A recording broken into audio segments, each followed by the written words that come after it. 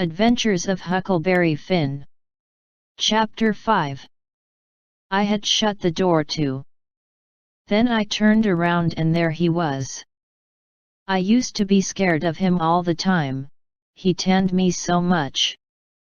I reckoned I was scared now, too, but in a minute I see I was mistaken, that is, after the first jolt, as you may say, when my breath sort of hitched, he being so unexpected, but right away after I see I warn't scared of him worth both ring about. He was most 50, and he looked it. His hair was long and tangled and greasy, and hung down, and you could see his eyes shining through like he was behind vines.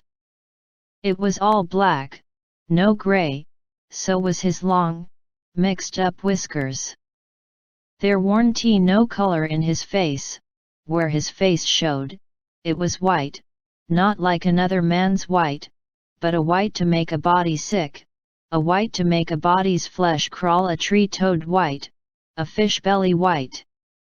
As for his clothes, just rags, that was all. He had one ankle resting on t'other knee, the boot on that foot was busted, and two of his toes stuck through, and he worked them now and then. His hat was laying on the floor, an old black slouch with the top caved in, like a lid. I stood looking at him, he sat there looking at me, with his chair tilted back a little. I set the candle down. I noticed the window was up, so he had clum in by the shed. He kept looking me all over. By and by he says, "Starchy clothes very. You think you're a good deal of a big bug, don't you?" "Maybe I am, maybe I ain't," I says. "Don't you give me none o' your lip," says he. "You've put on considerable many frills since I been away. I'll take you down a peg before I get done with you. You're educated, too, they say can read and write. You think you're better 'an your father, now, don't you, because he can't? I'll take it out of you. Who told you you might meddle with such highfalutin foolishness? Hey, who told you you could?" "The widow. She told me." "The widow? Hey, and who told the widow she could put in her shovel about a thing that ain't none of her business?" "Nobody never told her." "Well, I'll learn her how to meddle. And looky here, you drop that school, you hear? I'll learn people to bring up a boy to put on airs over his own father and let on to be better 'an what he is. You lemme catch you fooling around that school again, you hear? Your mother couldn't read, and she couldn't write, nuther, before she died. None of the family couldn't before they died. I can't, and here you're swelling yourself up like this. I ain't the man to stand it, you hear? Say, lemme hear you read." I took up a book and begun something about General Washington and the wars. When I'd read about a half a minute, he fetched the book a whack with his hand and knocked it across the house.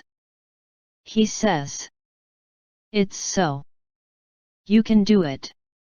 I had my doubts when you told me. Now looky here, you stop that putting on frills. I won't have it. I'll lay for you, my smarty, and if I catch you about that school I'll tan you good. First you know you'll get religion, too. I never see such a son." He took up a little blue and yaller picture of some cows and a boy, and says, "What's this?" "It's something they give me for learning my lessons good." He tore it up, and says, "I'll give you something better, I'll give you a cowhide." He sat there mumbling and growling a minute, and then he says, "Ain't you a sweet-scented dandy, though? A bed, and bedclothes, and a look and glass, and a piece of carpet on the floor, and your own father got to sleep with the hogs in the tan yard.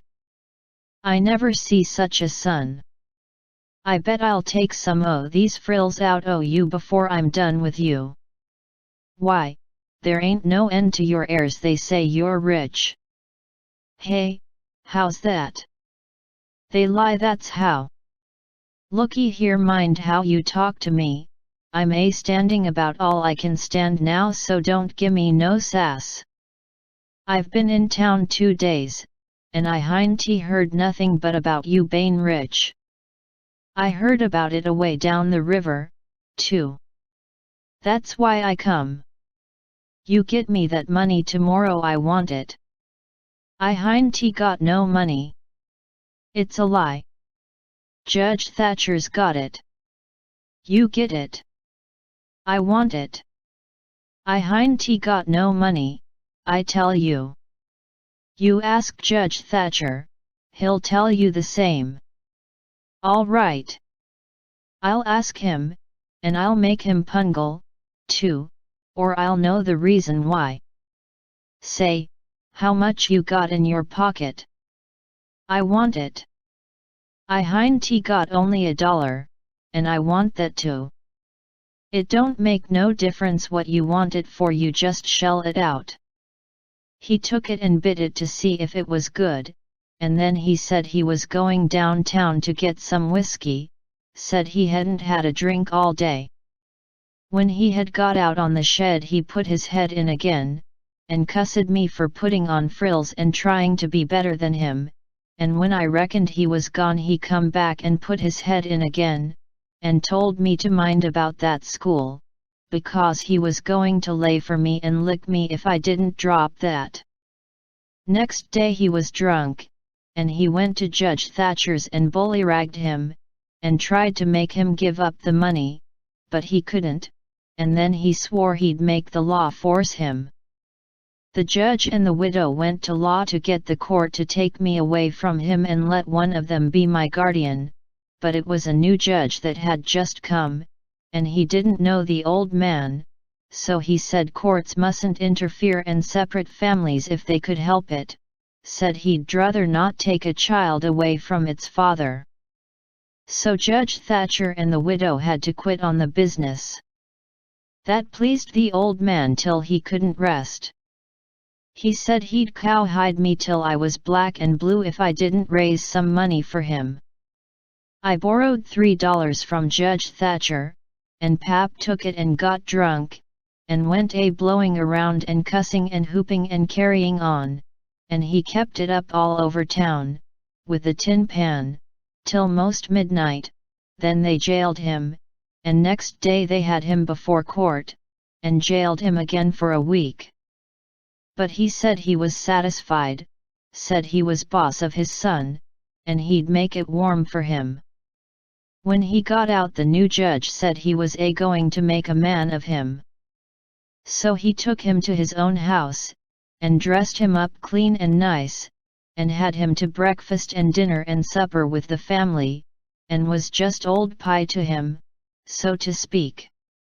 And after supper he talked to him about temperance and such things till the old man cried, and said he'd been a fool, and fooled away his life, but now he was going to turn over a new leaf and be a man nobody wouldn't be ashamed of, and he hoped the judge would help him and not look down on him. The judge said he could hug him for them words, so he cried, and his wife she cried again. Pap said he'd been a man that had always been misunderstood before, and the judge said he believed it. The old man said that what a man wanted that was down was sympathy, and the judge said it was so they cried again.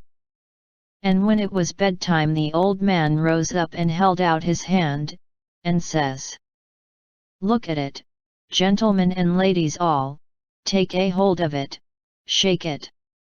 There's a hand that was the hand of a hog, but it ain't so no more, it's the hand of a man that's started in on a new life, and will die before he'll go back. You mark them words, don't forget I said them. It's a clean hand now, shake it, don't be afeard." So they shook it, one after the other, all around, and cried. The judge's wife she kissed it. Then the old man he signed a pledge made his mark. The judge said it was the holiest time on record, or something like that. Then they tucked the old man into a beautiful room, which was the spare room, and in the night sometime he got powerful thirsty and clumb out onto the porch roof and slid down a stanchion and traded his new coat for a jug of 40 rod, and clumb back again and had a good old time, and towards daylight he crawled out again, drunk as a fiddler, and rolled off the porch and broke his left arm in 2 places, and was most froze to death when somebody found him after sun up. And when they come to look at that spare room they had to take soundings before they could navigate it. The judge he felt kind of sore. He said he reckoned a body could reform the old man with a shotgun, maybe, but he didn't know no other way.